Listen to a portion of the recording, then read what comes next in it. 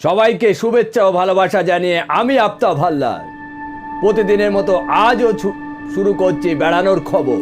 ছুটিতে যাই চ্যানেলে আজ আপনাদের নিয়ে যাব মণিপুর।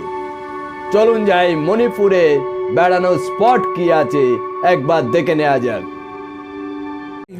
রঙা রাস্তায় খুনসুটি ভাবার আড়িতে সামস্তানি রোদ আকাশে উঠবে কাল, মনটা খারাপ আর হবে না।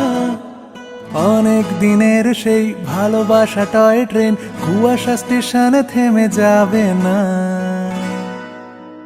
ছুটিতে যাই, ছুটিতে যাই।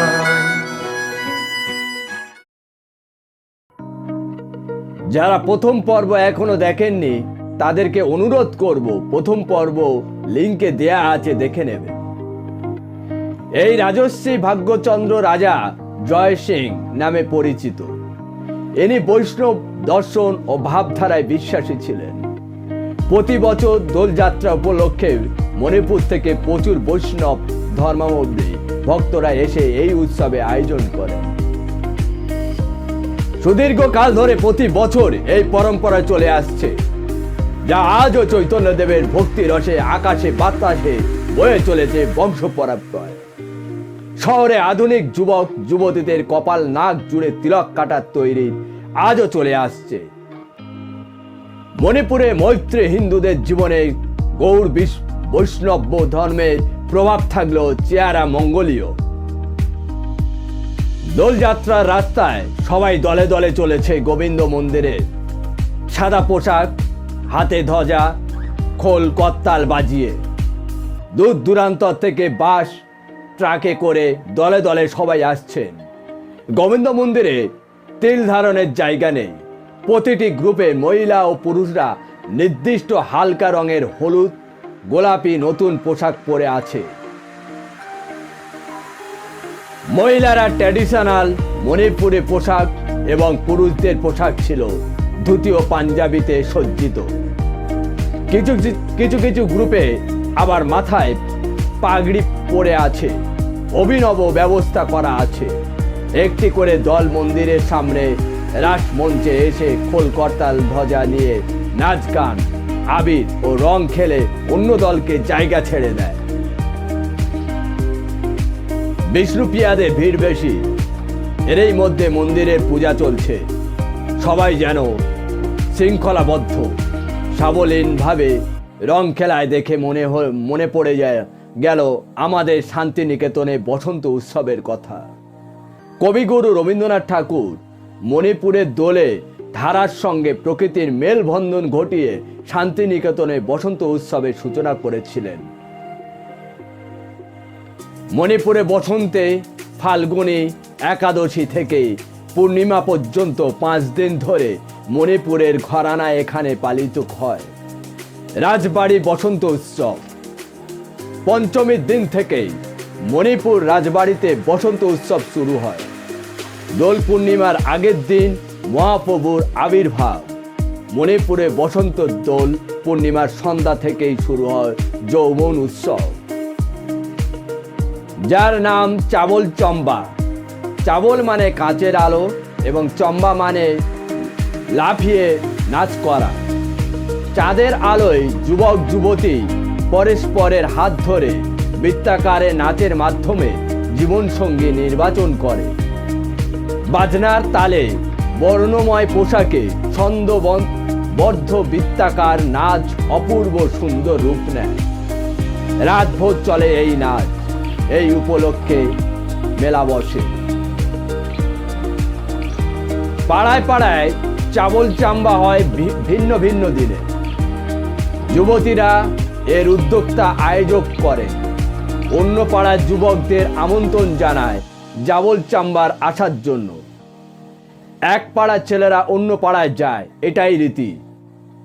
ঋতুরাজ বসন্তে যেন যৌবনের ভরা জোয়ার আছে, ঠিক সেই রকমেই প্রকৃতি ও প্রাণীর মধ্যে আনন্দ উৎফুল্লিত দেখা যায়। যৌবনে প্লাবন হয়ে যায় দোল উৎসবে। এই চাবল চাম্বার উপলক্ষে মেয়েরা দলবদ্ধ হয়ে রাস্তায় রাস্তায় গাড়ি থামিয়ে টাকা সংগ্রহ করে। সানন্দে সবাই চাঁদাও দেয়। পাড়ায় পাড়ায় খেলাধুলা, সংস্কৃতি অনুষ্ঠান চলতে থাকে 5 দিন ধরে। বাচ্চা থেকে নারী পুরুষ নির্বিশেষে সবাইকে যোগ দিতে হয় খেলাধুলা ও সংস্কৃতি অনুষ্ঠানে। এরই সঙ্গে চলে বিখ্যাত গায়ক, গায়িকা, অভিনেতা, অভিনেত্রীরা সবাই হাজির হয় পাড়ায় পাড়ায় অনুষ্ঠানে। মাঝখানে আগুন জ্বালিয়ে অনেকটা গোল হয়ে নাচছে কয়েকশো নানা বয়সের নারী ও পুরুষ। পাহাড়ি সুরে ভেসে যায় বসন্তের সন্ধ্যা। সে এক অপূর্ব সুন্দর পরিবেশ, সাক্ষী থাকে দোল পূর্ণিমার রাতে। চলুন যাই সাধারণ মানুষের অভিজ্ঞতা, বেড়ানোর অভিজ্ঞতা কি আছে একবার দেখে নেওয়া যাক। আমি কাশ্মীর ঘুরে এলাম, আর ওখানে বৈষ্ণোদেবী দর্শন করে এলাম। টোটাল কাশ্মীরটা স্বপ্নের মতো ছিল। 19শে মার্চ কবি ওপেন করলো, যেটা টিউলিপ গার্ডেন।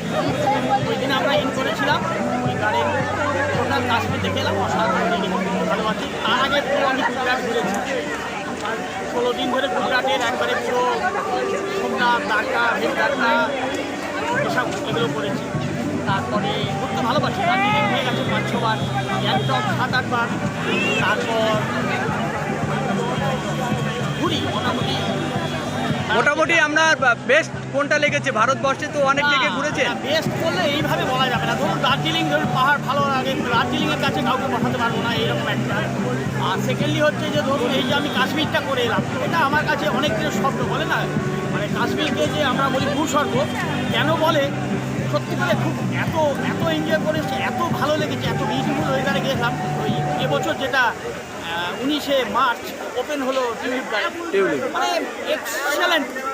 আমরা ওই সময় গিয়েছিলাম, আমাদের 17 দিনের মতো প্রোগ্রাম ছিল। আমরা পাঞ্জাব করে এসেছি। পাঞ্জাব এর আগেও আমি গিয়েছিলাম, আমার একটা অফিসের সেমিনারে আমরা পাঞ্জাব গিয়েছিলাম। ওয়াঘা বর্ডার ইত্যাদি ইত্যাদি। গোল্ডেন টেম্পলের তো কোনো তুলনায় হয় না জিনিস। সুতরাং ঘুরতে ভালোবাসি, মানে ভীষণভাবে এনজয় করি। নেক্সট কোনো প্ল্যান আছে আপনার যাওয়ার? হ্যাঁ, রাজস্থান যাবার ইয়ে আছে। রাজস্থানটা এখনো হয়নি, রাজস্থান যাবার আছে। আর যদি ভগবান দিন দেন, যদি কোনো দিন কখনো, I want to see the whole world. এটা আমার কাছে স্বপ্ন। ওকে, থ্যাংক যে ইউ। কারণে আমি এই যে ফিল্মগুলো দেখতে আসি, মানে আমি প্রতিদিন 3 থেকে 4টে করে ফিল্ম দেখি। এই ধরুন একটা ইটালির ফিল্ম দেখলাম, তারপরে ফ্রান্সের বই দেখলাম, তারপরে আমি ডেনমার্কের কোনো বই দেখলাম, ইউকের বই দেখলাম, ফিলিপিন্সের বই দেখলাম। এই যে ফিল্মগুলো দেখলাম, এই যে পিকচারগুলো দেখলাম, আমি এগুলো দেখে আমি নিজেকে মনে করি যে এটা আমার কাছে ওই সারা বিশ্ব ঘোরার মতনই মনে হয়, যে এখানে বসে আমি সারা পৃথিবী। Thank you sir. আজ এখানে শেষ করছি। আবার দেখা হবে আগামীকাল ঠিক 9টায়। আপনারা সবাই ভালো থাকুন, সুস্থ থাকুন, আর প্রতিদিন আমাদের চ্যানেল দেখুন।